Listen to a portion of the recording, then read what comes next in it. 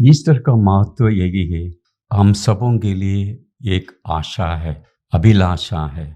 मृत्यु से हम डरना नहीं चाहिए। जो ईश्वर पर विश्वास करता है, वो मृत्यु से डरता नहीं, क्योंकि प्रभु यीशु मसीह पुनर्जीवित होकर यह आशा दिया, शरीर के मृत्यु के बाद आनंद जीवन है। इसलिए आज खुशी का दिन है, महत्वपूर्ण दिन है, किरण का दिन है। आज ईस्टर के मौके पर जब प्रभु यीशु को याद करते हैं तो उनकी कौन-कौन सी शिक्षाएँ सामने आती हैं? सबसे पहले हम मृत्यु से नहीं डरना चाहिए। टेम्परेरी है, इस पृथ्वी में हम टेम्परेरी तीर्थ यात्री के समान चलते रहे हैं और हमारी आत्मा बहुत महत्वपूर्ण है। वही आत्मा ईश्वर पर शांति होता है और हमारा क्रिश्चियंस का विश्वास यही है, ईश्वर प्रभु यीशु मर गए हैं, जी उठेंगे और फिर आएंगे और जो कार्य किए हैं, अच्छा कार्य किए हैं। जब तक ईश्वर ने हमें जीवन काल दिया है, तब तक अच्छा कार्य करते हुए समाज के परिवर्तन के लिए हमारे जीवन अर्पित करते हुए, हमारे परिवारों में मेल मिलाप करते हुए एक शांतिमय समाज, पृथ्वी और देश को बनाते हुए हम यहाँ से निकलना है ईश्वर के पास। मतलब मृत्यु निश्चित है, लेकिन हमें अपने कर्म करते रहना चाहिए। जीवन और मरण सब ऊपर वाले पर छोड़ देना चाहिए। यही यीशु मसीह का संदेश रहा है।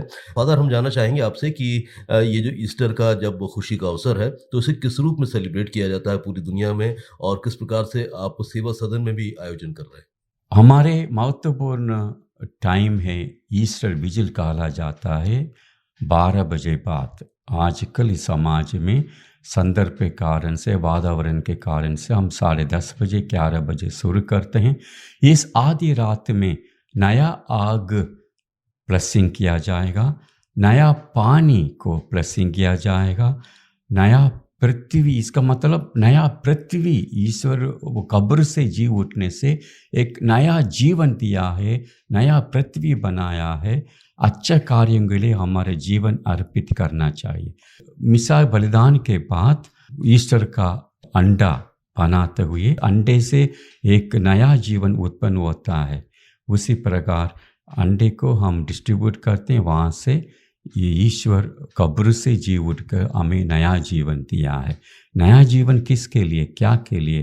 दूसरों को सेवा करने के लिए, दूसरों के लिए अपने प्यार देने के लिए। हमारे क्रिश्चियंस मिलकर ईस्टर महोत्सव बना रहे हैं।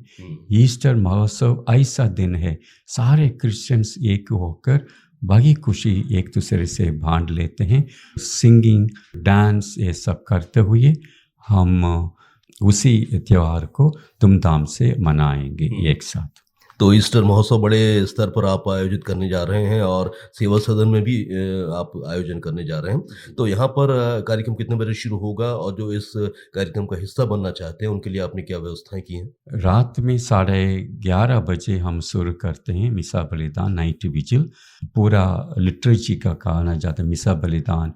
पहले हम प्रेयर, सारे सृष्टि कैसे उत्पन्न हुआ उस पर मनन चिंतन करेंगे और मनुष्य कैसे बनाया उसके लिए मनन चिंतन करेंगे और उसके बाद अच्छे संदेश जो गुण है उस पर हम मनन चिंतन करते हुए एक नया जीवन बिताने के लिए, वही जीवन को दूसरों तक बांटने के लिए हम प्रयास करेंगे। तो इस बातचीत के माध्यम से आप ईस्टर पर सेवा सदन के फादर होने के नाते क्या मैसेज देना चाहते हैं सुनने वालों को कि ईस्टर को किस रूप में देखें और वो किस प्रकार से ईसा मसीह के जो आदर्श थे उसको अपनाने की कोशिश करें? ईश्वर हमें बहुत साल दिया है। हम जितना साल से हम जी रहे हैं, हम उतना साल तक हमारे स्वयं को सुधार कर, हमारे परिवार के सदस्यों को सुधार कर, समाज को एक शांतिमय समाज बनाते हुए अपने जीवन काल बिताना है। ईश्वर के चरणों में पहुंचना बहुत आवश्यक है। हम खुशी से ये मनाएंगे और ईश्वर के अवसर पर मैं आप सबों को मुबारक देता हूँ। फ़ादर आपको भी इस तरह की बहुत-बहुत शुभकामनाएँ और इतनी महत्वपूर्ण चर्चा आपने की, इतने ख़ास विचार हमसे साझा किए, उसके लिए हम आपके बहुत-बहुत आभारी हैं। Thank you so much. Thank you.